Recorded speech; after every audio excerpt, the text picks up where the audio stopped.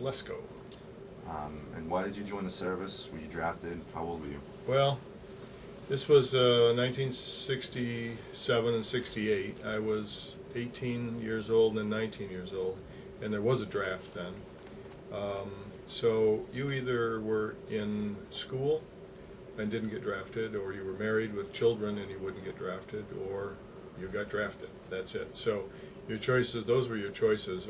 If you didn't want to get drafted, which meant you went into the Army for 2 years, and essentially at that point you became a ground soldier, and you went to Vietnam, became a ground soldier. That was it. There weren't any other options, or very few. Or you enlisted in one of the other branches with the Air Force or the Navy or the Coast Guard. So I decided, I started out going to college and dropped out after about 6 months because I wasn't ready. But then it was that choice, either get drafted or enlist. So I enlisted in the Air Force, and that's where I spent 4 years. What were you doing before you joined the Air Force? Well, right before I was in college. I started in electronics, and I wasn't ready for college, and so that was a problem for me. So I later went back to school while I was in the Air Force too. How did your parents feel about you joining the Air Force? Well, they were not happy, as you might imagine, because they knew what was going to happen. I mean, life in the late 60s was in the U.S. was very strange. It was very much a divided country, and it was almost, it wasn't a civil war, but sometimes it felt that way because there were those people that were blindly in favor of no matter of what we did, no matter what it was, and then there were those who thought a little bit more about the world and realized that war really wasn't a good solution, and quite violently too. And as you know, people in this country were killed just because they were protesting or had one belief or another, which also it was a very strange time. Where did you do your basic training?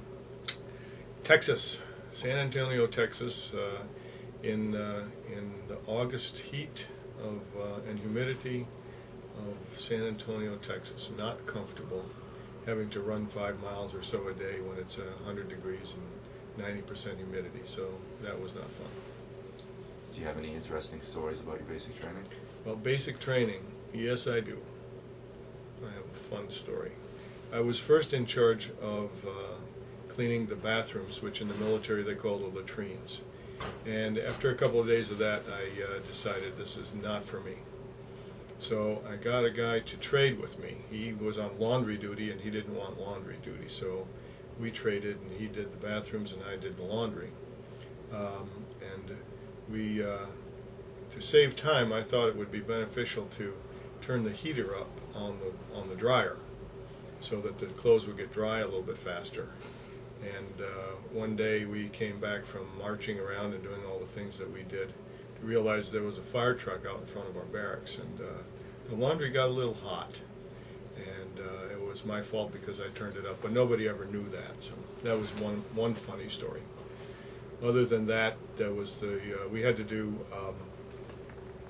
physical training and confidence, they call it confidence course or obstacle course. And we had to do this sort of arm over water, which was one of the parts of that. And as I'm going across this, the guy in front of me decides he's not going to be able to make it, so he stops right in the middle, which is going to slow me down, and I'm not going to be there hanging on waiting for him. So when I got up to him, I just took my boot and just gave him a boot, knocked him into the water, and I just kept going and made it across. So that's about as funny as it got. It wasn't much funnier than that, really.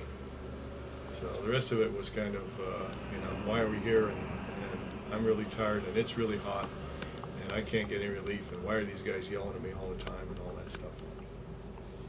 What was your military occupational specialty? I was an electronics specialist, and I worked on communications equipment on U-2 spy planes. So I did a lot of repair work on equipment, and our mission was to take photographs. So we had high-level U-2 photographs where we were way up above anything that they could shoot at them. Well, they would publish 60,000 feet, but in reality we were flying close to 100,000 feet, which is 20 miles, almost 20 miles in the air, and taking photographs. And this is a late 60s technology, so we could take a photograph at 20 miles away and be able to get really good images. The other mission we had was a low-level unmanned aircraft. They called them drones, and they had cameras on them as well. So we took very low-level, very fast shots, and essentially in my outfit we had various locations around the world where we photographed. So one of them was North Vietnam. So we would fly right over Haiphong Harbor, and then right down the Ho Chi Minh Trail, and then right out to sea. And the U-2s they were just on their own. They did whatever they did, and nobody could shoot them down. And the the little drones, we would actually pick them up in midair over the South China Sea. The drones would fly. They'd go up to about 12,000 feet or so. The engine would die. They would pop a big parachute. They would dump the fuel, which would look like a rainbow when it came down. And we would have two helicopters, very large helicopters, waiting about 10,000 feet with big treble hooks underneath them.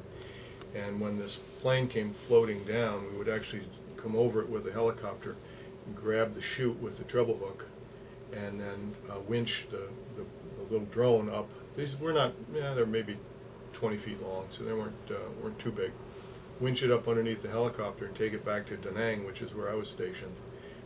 Drop it down, unload the film, put the drone back up on underneath the wing of the 130. These were dropped down off of a wing of a C-130, and then take it back to Thailand, which is where they were stationed in a safe zone. So at Da Nang we would get rocketed. It was a really big base, and it wasn't in danger of ever being overrun. But they would send rockets in all the time, and they would try to get either mostly the planes and the runway, or try to get us with the rockets. So kept the planes at a safe distance. During your time in Vietnam, did you really know what you were fighting for, and did you believe that the United States government mission was correct at the time? Well, when you're that young, you're 18, 19 years old, and times were different then. We didn't have the kind of communication that you have today, and you have to realize that there was no internet, there were no cell phones, TV was limited. We didn't have HBO, there was no cable TV. We only had a couple of channels. You had 3 VHF and a couple of UHF channels. So the information that you got was mostly over the evening news. But to answer your question, no, most of us, we weren't happy to be there. We didn't believe that there was a just cause to be there. But it was something we had to do. You had a choice. Either you were going to go and do this, you were going to enlist, or you were going to be drafted, or you were going to give up your country and go to Canada or someplace else, which is a pretty drastic step especially when you're 18, 19 years old, to try to do that. So you were trapped. You were either going to get drafted or you were going to enlist, and whether you liked it or not, you did it. What did you think of the Vietnamese people? Vietnamese people, I saw a range of people, and the people that people are people, and wherever they are, and they're in a bad situation. I saw mostly wonderful people, and people that we had in contact with, the people that were on the base, that were working, were caught in between, and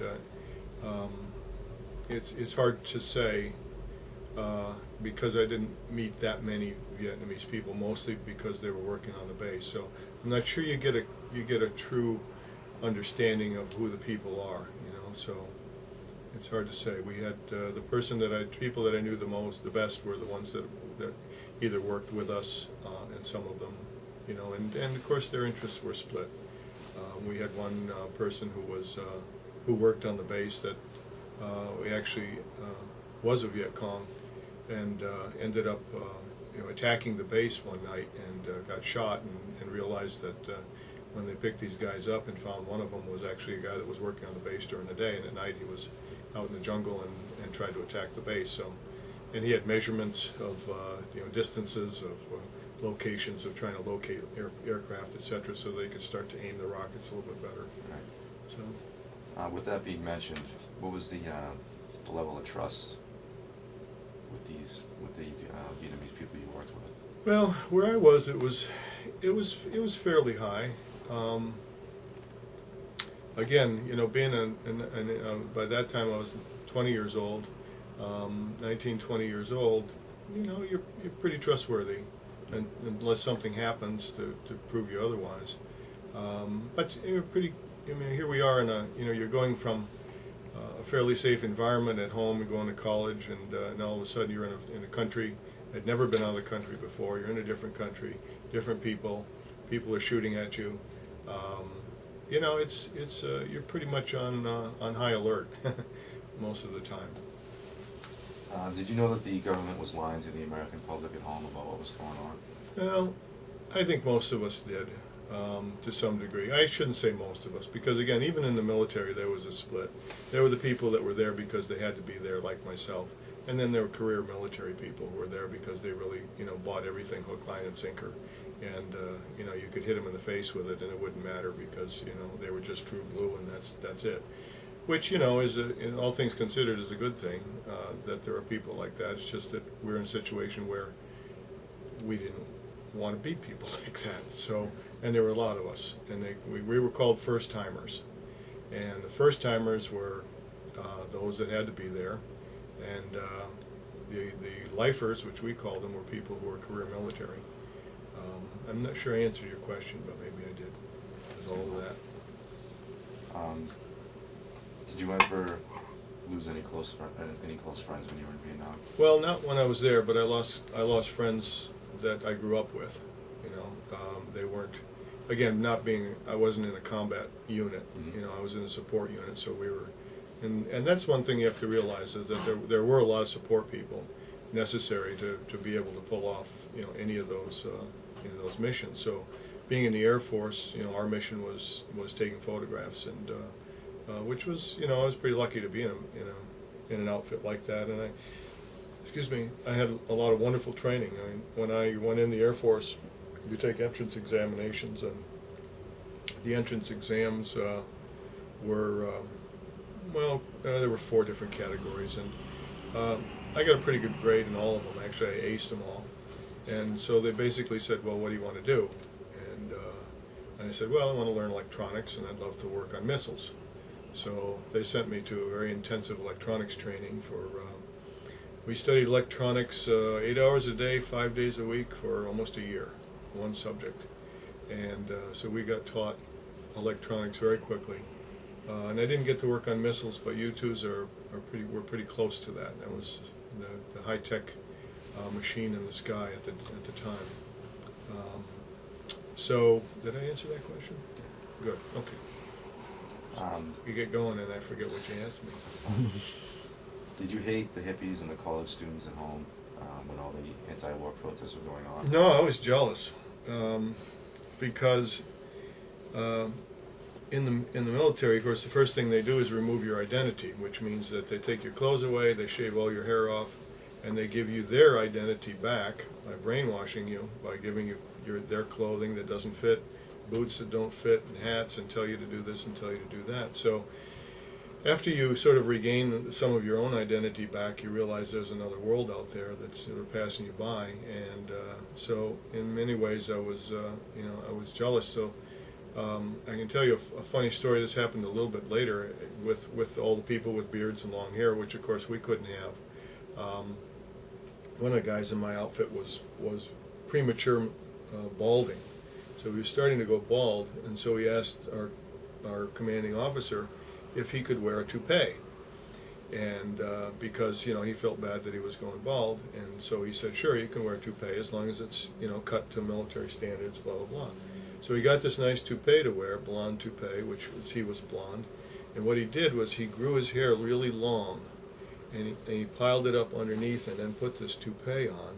And so during the day he had a military cut, and at night he'd pull this thing off and he had this shoulder length hair.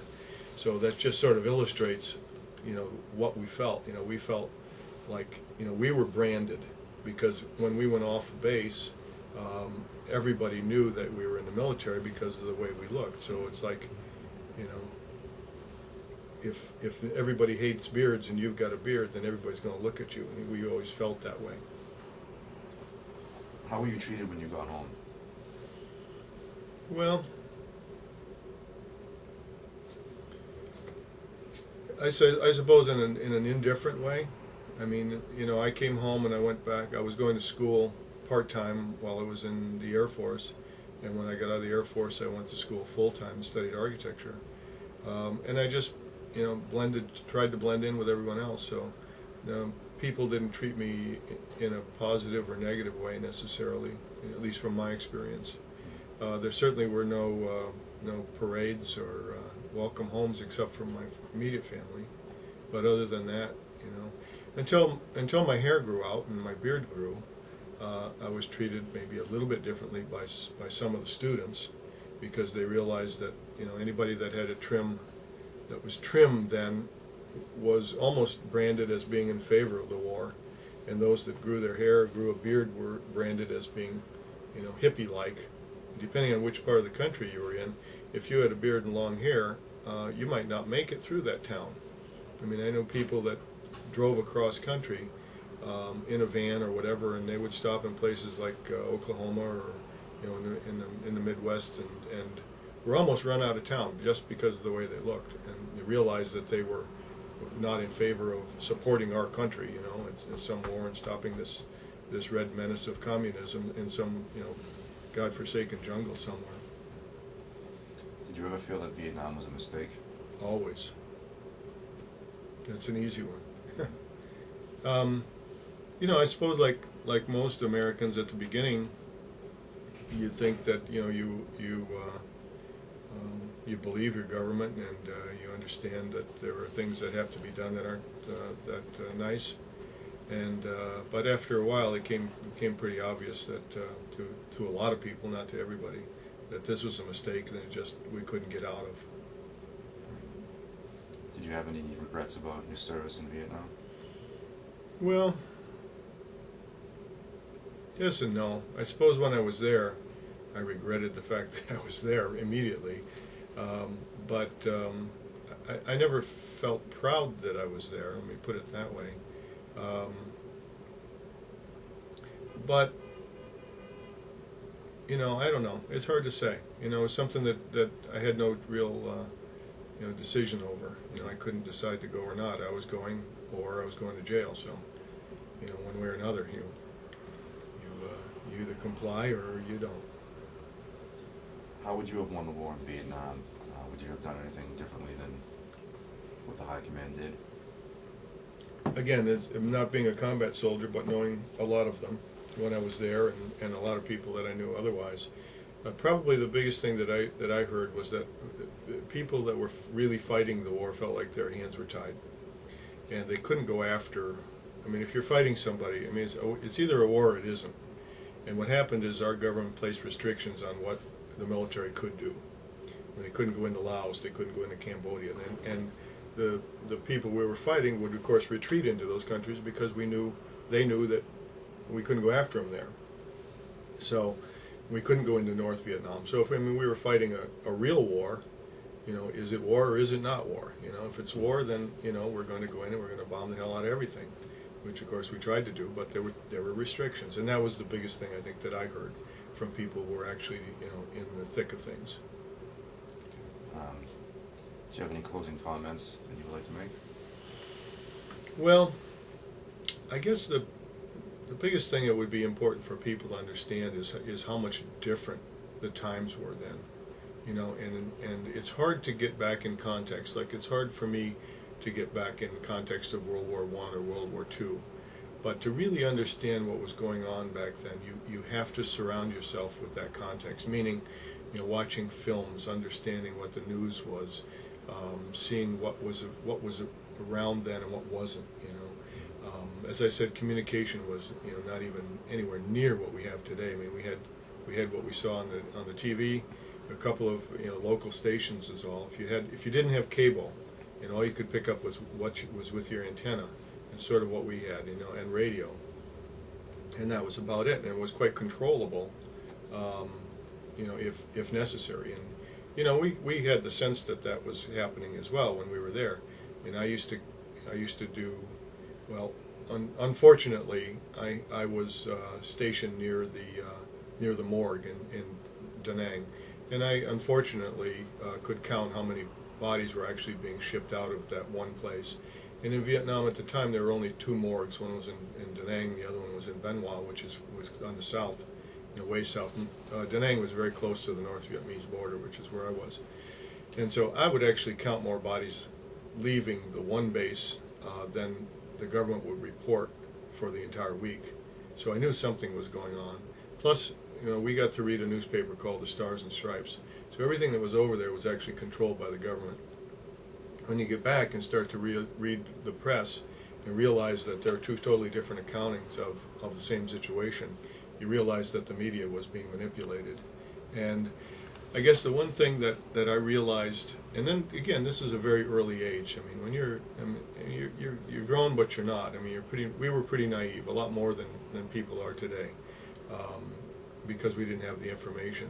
And one thing that I realized is that, and this is applicable to situations today, is that the American people don't really know, and neither did we as military people, didn't really know what's happening. And that's really true. I mean, we're in Iraq now, and we see a lot of information coming out, but there's a lot of information that we don't know about. And that's not necessarily a justification, it's just a fact that, the president of the country and a few people really understand. They have information. We don't. And so we're pretty blind. So most of the opinions that we form are uninformed opinions, which we, from whatever we can see, I think the media is not as controlled today as it was then, but it's still to a certain degree. The BBC was always the place to listen because it seemed to be the most accurate sort of reporting that you could hear about. So I guess that's about it. I don't know. We did have some fun, though. I want to say that. As one way, I mean, being in the military, especially at that time, and realizing that there was we always had this feeling of us against them. It was us, the first-timers, against the career military, the lifers. And so there was always this tension going on all the time. So we tried to relieve that tension in a lot of different ways. And this was, before I ever realized I was going to be an architect, I actually built a house in Vietnam. And we had these ratty old barracks to live in, which were really just sandbags up to a certain point, and then screening, and then some tin metal over the top. And these were pretty nasty. So we got this idea that we would, a friend and I, we wanted to build a place. And so we got permission to do this. So we scrounged up materials and traded and bartered and did all kinds of things. And stole some things like air conditioning out of an officer's barracks and sealing materials out of an officer's barracks and things like that, little night raids. And we built this beautiful little place that became sort of a show place for our commanding officer. It was kind of quite a reversal, because they would come in and take a look at this place and look at the morale of our soldiers. They want to make a better place and all this stuff. And really, we were just trying to get away from the military. So it was ironic in that way. But it was a pretty nice place to stay, and we made a sort of a contract with our commanding officers that anybody that replaced us, I was the only person in the communication electronics in my particular shop, so anybody that replaced us would stay in that place, so they couldn't put somebody else in there, and we made them sign it and put it on file and all of this stuff to make sure that happened. So I heard it got hit by a rocket some years later, but I never really found out for sure. We've got students that come through here once in a while, and I talked to one who was actually, his father was raised in Da Nang and remembered some of that, and was actually a prisoner of war himself, and so I'm always trying to find out, I did Google Earth to see if I can zoom in and try to see if the little house was still there, but there are a lot of places that aren't photographed very well, for one reason or another. So that was never did find out if my little house was still there. Okay, very good. Thanks. Thank you. Thank you, sir. Thank you for your story. Thank you so much. Thank you. Sure. Thank you.